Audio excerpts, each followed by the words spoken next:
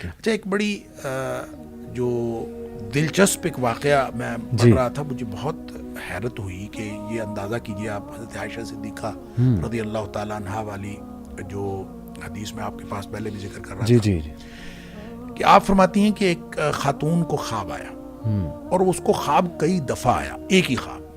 ایک دفعہ اس کو خواب آیا, اس کا شوہر گیا ہوا تھا سفر پہ اور اس نے خواب میں دیکھا کہ اس کے گھر کا ستون گر گیا اور اس کے گھر بچہ پیدا ہوا ہے, وہ حاملہ تھی. صحیح. اس کے گھر بچہ پیدا ہوا ہے اور وہ کانا ہے آنکھ سے. ٹھیک ہے.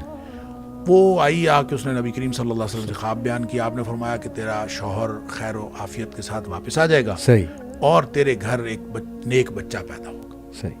بڑی خوش ہوئی, چلی گئی. ویسے ہوا, جی. شوہر بھی خیریت سے واپس آ گیا, اللہ تعالیٰ نے بیٹا بھی عطا فرمایا. صحیح. پھر کہتے ہیں کہ اس نے کچھ عرصہ بعد پھر یہی خواب دیکھا اور پھر وہی سچویشن تھی, وہ حاملہ بھی تھی اور اس کا شوہر گیا ہوا تھا. نبی کریم صلی اللہ علیہ وسلم نے پھر اس کی وہی تعبیر فرمائی. صحیح. تیسری دفعہ حضرت عائشہ صدیقہ رضی اللہ تعالیٰ فرماتی ہیں کہ پھر وہ خاتون آئی ایک دفعہ, نبی کریم صلی اللہ علیہ وسلم گھر پہ تشریف فرما نہیں تھے, تو اس نے کہا میں نے خواب دیکھا اور میں نے خواب بتانا ہے نبی کریم صلی اللہ علیہ وسلم. صحیح. حضرت عائشہ صدیقہ رضی اللہ تعالیٰ نے فرماتی میں نے اس سے اصرار کیا کہ مجھے بتاؤ. وہ کہتی نہیں, میں نے تو اللہ کے رسول صلی اللہ علیہ وسلم کو بتانا. صحیح. تو بہرحال اصرار کے بعد اس نے بتا دیا اور سیم خواب تھا, سیم سچویشن تھی, اس کا شوہر گیا ہوا تھا.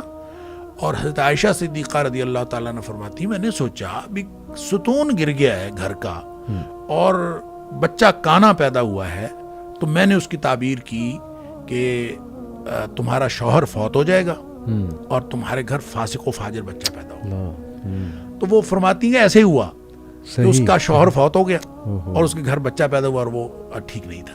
اب اندازہ کیجیے سیم خواب ہے اور تعبیر چینج ہو, تو یہ ہے علی رجل طائر کہ جو پرندے کے پاؤں پر تھا تو آپ نے جو تعبیر کر دی ویسا ہوگا. اس لیے یہ بہت سینسٹیو معاملہ ہے. تو ایسے شخص کو خواب سنانا چاہیے جس شخص کے بارے میں آپ کو معلوم ہے ایک تو وہ غلط بات نہیں کرے گا, جہالت پر مبنی بات نہیں کرے گا, دشمنی نہیں کرے گا, اور خواہ مخواہ کسی چیز کو سینسٹائز کر کے اور جذباتیت میں بات نہیں کرے گا.